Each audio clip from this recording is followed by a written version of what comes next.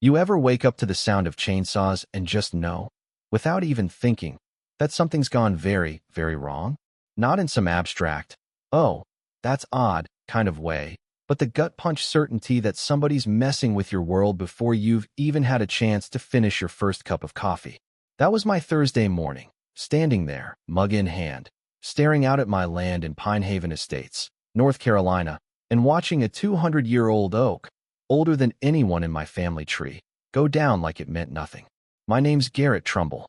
I moved here thinking I'd finally found peace after a divorce that felt like it stripped the bark off my soul.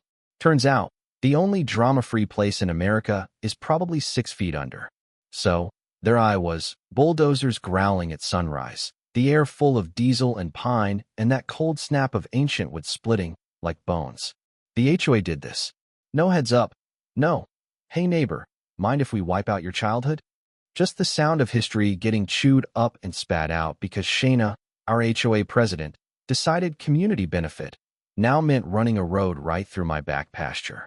And if you've ever tangled with a woman who runs a homeowners association like it's Versailles, you know exactly the flavor of trouble I was in. Let me back up a sec, because this mess started way before the chainsaws. I inherited these 8 acres from my uncle Donovan, a Korean War vet, a stubborn old bastard who raised me on summers full of fishing and carpentry and lessons about patience. The land's older than the HOA itself, grandfathered in with rights the bylaws aren't even supposed to touch. That never stopped Shayna Kovac, Platinum Bob, Mercedes G-Wagon, HOA license plate, because subtleties for renters. She didn't like my shutters, colonial blue, actual historic paint, which apparently offended her Pottery Barn exploded on a golf course aesthetic. 6 months in, violation notices started showing up, non-compliant exterior paint, bird feeders, my work truck in the street, dogs barking at a UPS guy, you name it.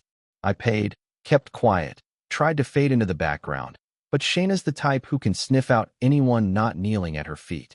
Her board was 7 members, but she owned 6 of them. People got fined for garden gnomes, but her book club crowd had inflatable flamingos up year-round. The final straw came when she pitched this community connectivity project, cut a private road through the oldest part of my land to shave 90 seconds off the golf crowd's commute. No notice, no real vote. I never even got the invitation, mysteriously bounced, she said, all saccharine. Next thing I know, it's dawn, my dog's going wild, and I'm running outside in pajamas and boots, yelling at a bunch of guys in neon vests tearing up the wildflower meadow and aiming a dozer at that 200-year-old oak. I tried calling Shayna, straight to voicemail, her out-of-office chirping about living my best life, which ought to be a felony. The contractor, Trey, just shrugged, flashing an HOA work order with her signature. By the time I got a human on the phone at the management company, the dozer blade was biting into the oak. The crack echoed all the way to my porch. I took pictures, called the county, filed police reports. Deputy Ortiz came out, looked as sick as I felt, but told me what every homeowner dreads. It's civil, not criminal. You want justice, you're going to need a lawyer and a stomach for years of court dates.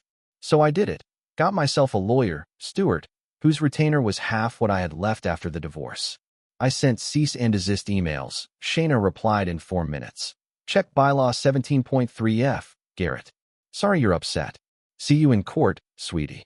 If you've ever read HOA bylaws, you know, once the board says community benefit, they can bulldoze your grandma's rose garden if they want. A week later, I'm serving soup at the food bank and get slapped with a lawsuit, 47 grand for obstruction. And that's when the whisper campaign kicked in. Folks at the hardware store, the farmer's market, suddenly glued to their phones when I passed. Facebook posts about selfish homeowners endangering property values. Comments from people I'd shoveled driveways for, accusing me of being unstable since the divorce. Even my daughter Marissa called, worried because her roommate's mom saw my name on a community group post. The humiliation burned, but I wasn't alone for long. Enter Lionel Casterbridge, 68, retired postal worker, organization freak, and the only board member who ever voted no on Shayna's road project.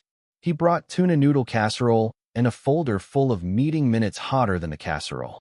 Shayna's slush fund was right there in black and white. Kickbacks to her brother-in-law, bogus landscaping bills, meeting notices bounced for dissenters. Bullies get sloppy when they think they're untouchable, Lionel said. That night, I started cross-referencing invoices. Found out Shayna was paying her own realty firm with HOA cash.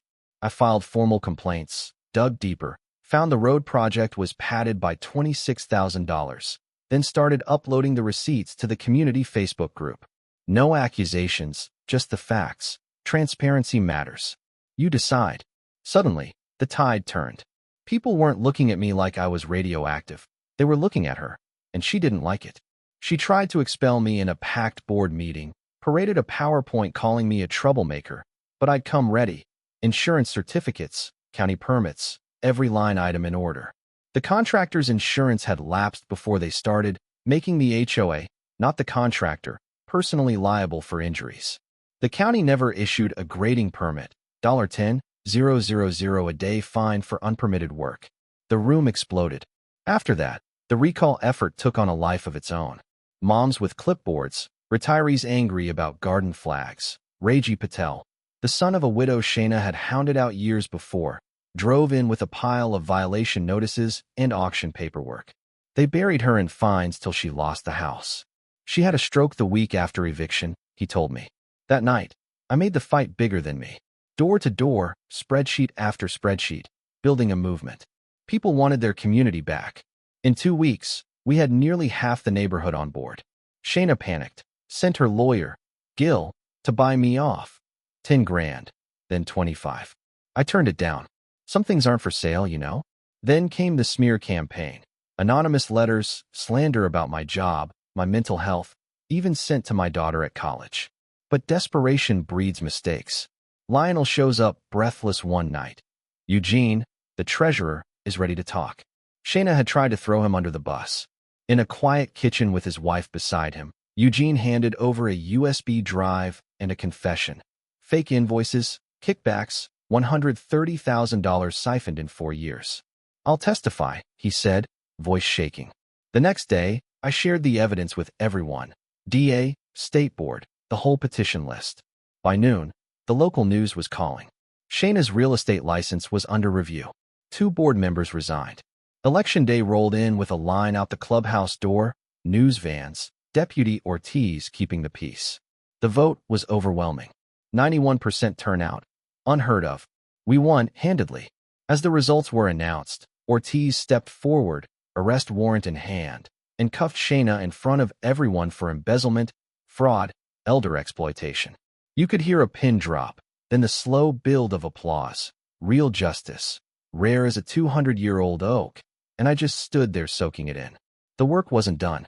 We gutted the bylaws, posted all financials online, instituted open meetings, made it impossible for another Shayna to happen.